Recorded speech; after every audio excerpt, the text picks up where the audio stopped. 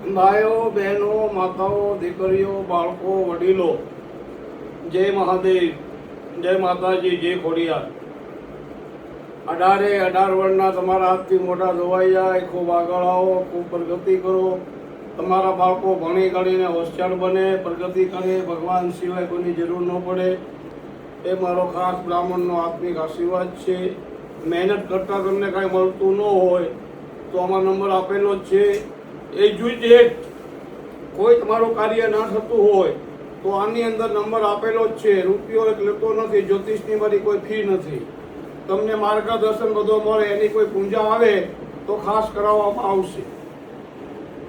તમે એમ કહો બાપુ કથા કરવા આવો, કથા વાંચી જાઓ, પણ કથામાં જે સામાન જોઈએ જજમાન આપે તો ફળ મળે, નકર ફળ મળતું નથી। આ શાસ્ત્ર નિયમ છે।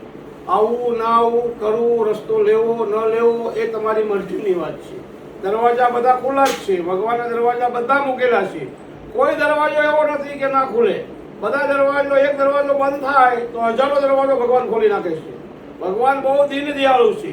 ભગવાન તમને 7 વાર સુધરવાનો મોકો આપે। કોઈને મારતા જ નથી ભગવાન। એ તમે 7 વાર ન સુધરો તો 8મી વાર બીજા પાસે મલાવી નાખે। કરમ ને ધરમ આપણે જન્મ લીધો ત્યારે 2.5 કિલોના જ હતા અને મહિના પછી રાખ 2.5 કિલોની જ થશે। એમાં કોઈ ફરક નથી, સમજી લેજો। શિવની ત્યાં શિવને 18 વર્ષ સરખા છે, એને કોઈ વારો તારો નથી। દેવો ખોટી છે પણ શિવ સમાન કોઈ મોટો દાતા નથી। શિવ છે નિરાકાર છે, આપી દે તમને બધું આપી દે, લઈ બી નહીં પાટું મારીને। ના જાણ્યું જાનકી નાથે સવારમાં શું થવાનું, સમય સમય મહાન નહીં, ભગવાન નહીં, કાબે અર્જુન રૂપિયા હોય ધનુષ બાણ। આ બધી સમયની કિંમત છે। તમે કોઈને ચેક આપ્યો અને બેંકમાં પૈસા જમા ન હોય તો પૈસા જમા ન થાય। પુણે લક્ષ્મી, પુણે બારીજા, પૂન હોય તો બધી વસ્તુ પ્રાપ્તિ થાય। પૂન અહીંયા બધું ખોટું છે। આંખમાં ઘણું પડાવ્યું તો કઢાવવું પડે, કપડાં મેલા થયા તો આપવો પડે, દાન કરો તો દોષ જાય, કપડાં ધોવો તો દાન દોષ ઉયો જાય બધો। એટલે આપણે ખાસ કહેવાનું, તમારા બાળકો ભણી ગણીને હોશિયાર બને, બહુ આગળ આવો, બહુ પ્રગતિ કરો, તમારો આશીર્વાદ છે। આપણી ગાય માટે બધા જાગી રહેજો। 50,000 આપણી ગાય રોજની જાય છે। એટલે સતીશ અગ્રવાલ મેન છે, એનો ઓનર છે સતીશ અગ્રવાલ। એનું નામ રાખેલું છે કબીર। તામિલનાડુની અંદર 400 વીઘાની અંદર છે। જો તમે હિન્દુ સાચા આપણે બધા હોય, હિન્દુ ભારત આપણી માં છે। આપણી માની અંદર આપણી ગાય માની હત્યા થાય તો આપણી માની ખુદની હત્યા થઈ રહી છે, સમજી લેજો હિન્દુ। બધાએ જાગી જાયજો, જાગૃતિ થઈ જાઓ। સરકારને જે કરવું તે કરે, પણ ખાલી આ જીવ હત્યા બંધ કરાવો, એટલી જ મારી પ્રાર્થના છે બ્રાહ્મણની। બીજી કોઈ પ્રાર્થના નથી મારે। કોઈ પાસે કાંઈ જોતું નથી, કાંઈ વસ્તુ લેવી નથી। જીવ હત્યા મહાન પાપ છે। તમને કોઈ ઠપાટ મારી અથવા મને કોઈ ઠપાટ મારી કેટલું લાગે છે? જીવ, ઝાડવામાં જીવ છે, બધામાં જીવ છે। ઝાડવા કાપવાથી બી પાપ છે, સમજી લેજો। જંગલ કાપવાથી બી પાપ છે, ઝાડવા કાપવા, ઝાડવામાં જીવ છે તો ઝાડવું વધે છે ને, એમ ના વધે ઝાડવું? જીવ ભગવાને બધામાં મૂકેલો છે। અણુમાં ભગવાન છે, સમજી લેજો। ભગવાન તમને સુધરવાનો મોકો આપે છે। હજી સુધરી જાજો।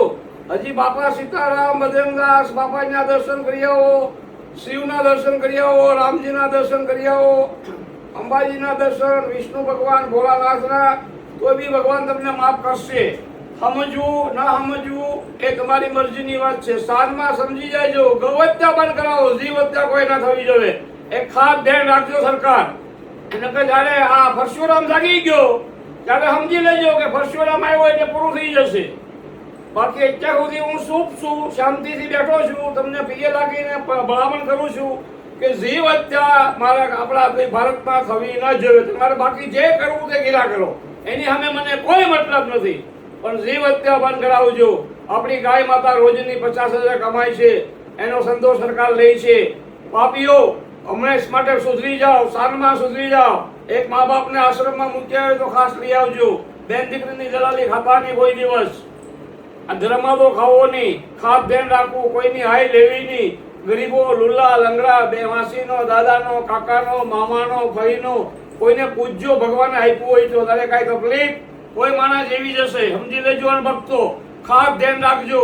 ભગવાને આપ્યું હોય તો કોઈને પૂછવું ફોન કરીને, તારે કોઈ તકલીફ છે તો એ માણસ જીવી જાય। હોકારો આપ્યો હોય તો સારો, એને ધર્મ કહેવાય। એને સત્યમ શિવમ સનાતન ધર્મ, માનવ ધર્મ।